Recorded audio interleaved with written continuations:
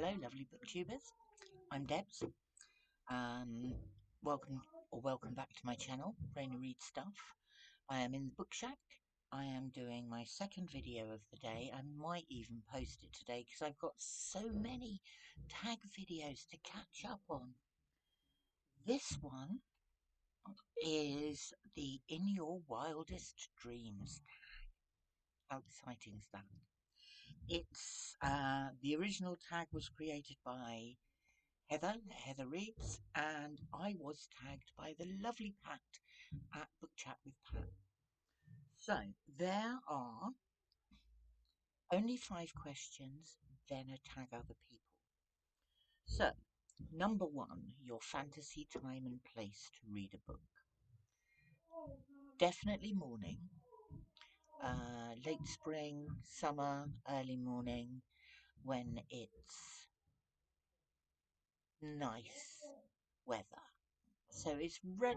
I don't like things too hot, but it's got to be sort of temperate, and it doesn't actually matter whether it's raining or not because I could be under a big umbrella. But I would like to have a nice view, and I would preferably like to be viewing water somewhere, lake, sea, a river. Um, Something where you can hear the water, I think. And there has to be coffee involved. Lots of hot, strong black coffee. Question number 2, your fantasy personal library. Or your personal library if you've attained your fantasy. I haven't completely attained my fantasy, although I do love my book shack with a passion, and I spend a lot of time out here. But my fantasy library would have huge high ceilings, floor to ceiling bookcases, and one of those lovely whizzy ladders that you could go up and down, like in Bedknobs and Broomsticks or something like that. It would have big windows to let the light in, far enough away from the shelves not to damage the books. It would have big, comfy sofas and lots of little tables, and definitely have a coffee machine. It would have big doors to open out onto a terrace or a veranda, and there would be chairs and tables out there as well.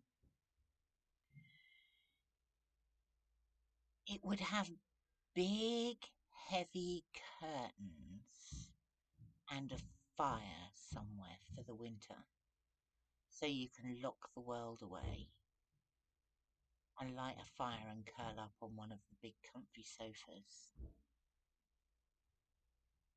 The veranda again would overlook the sea or a river or something, or a lake and some mountains in the distance. I like to be outside, but I really would like one of those whizzy ladders.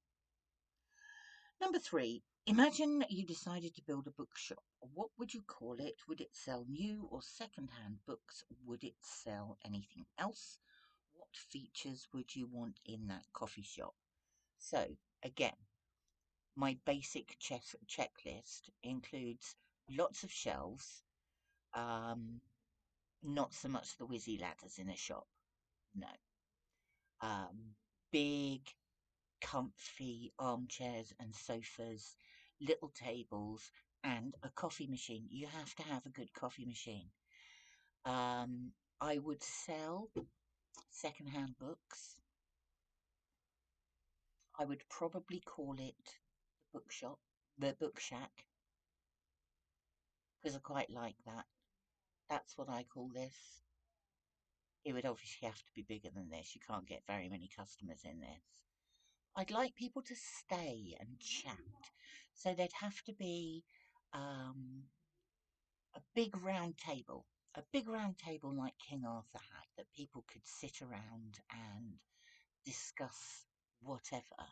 And there'd have to be smaller tables as well for smaller groups. I'd probably also want to sell craft stuff. I do a lot of crafting.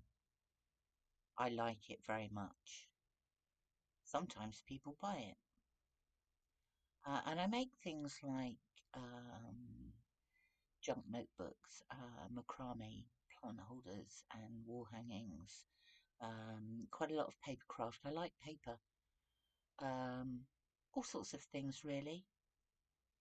And so I like to sew. Oh, questions have gone. Right. Question number 4. One person, not a booktube creator, with whom you can have a good conversation about books. If you don't know a person like this, who do you know that you wish to become a reader so you can talk books with them? I have a friend called Paul. Paul, I've mentioned before in a video, I think. He is the character Mouse from Amistad Maupin's Tales of the City. And he was a witness at my wedding. I was a witness at his wedding. And I wish he read more. He loves to read, but he doesn't get a lot of time. He works, he manages a nightclub and some bars, and we often have a conversation when I'm getting up in the morning, which I do quite early, but he's just getting to bed. But yeah, I wish he had the time to read more so we could just sit and chew over books. We chew over the rest of, the meaning of life, etc., etc., but it would be nice to talk books with him.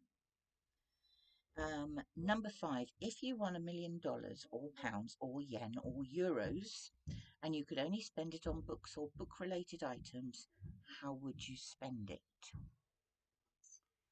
Bizarrely, I would not spend it all on books because I think one of the great joys in life is browsing in bookshops and second-hand bookshops and finding little gems. And I wouldn't want to spend all of that lovely money in one go because where's the fun in that? You need to drag the pleasure out.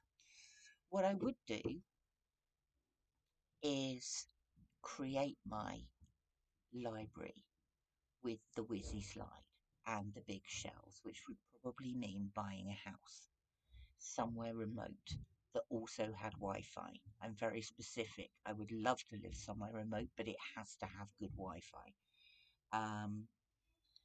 I would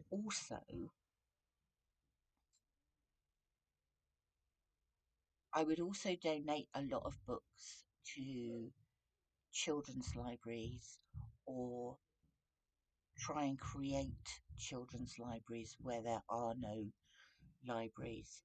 And I would like to do that because I think there are still, even in this day and age, children in first world countries who don't have access to books. And I've always had access to books, always. I was taught to read very young. I think I was about 3, by my mother. And our house, wherever I've lived, has always had books in it. And I am very sad for people who don't have that same opportunity because I think they are missing out. So it just remains to tag some people. And I am going to tag Aaron read a book or Aaron read a book. I'm tagging Aaron. I am tagging Dave and Olive at Book Blather. and I am tagging James at Quaint and Curious Volumes. I'd be very interested to hear what their fantasy libraries would be all about. So that's it for now. Thank you for watching. I'm sorry about my plans to overindulge with the videos this week, but I really do have to catch up on the tags. And there are several things as well that I want to mention. Do like and subscribe if you'd like to, or leave a comment. Tell me what your fantasy library would be like. Thank you for popping by. Lovely to speak to you, and I shall see you again soon.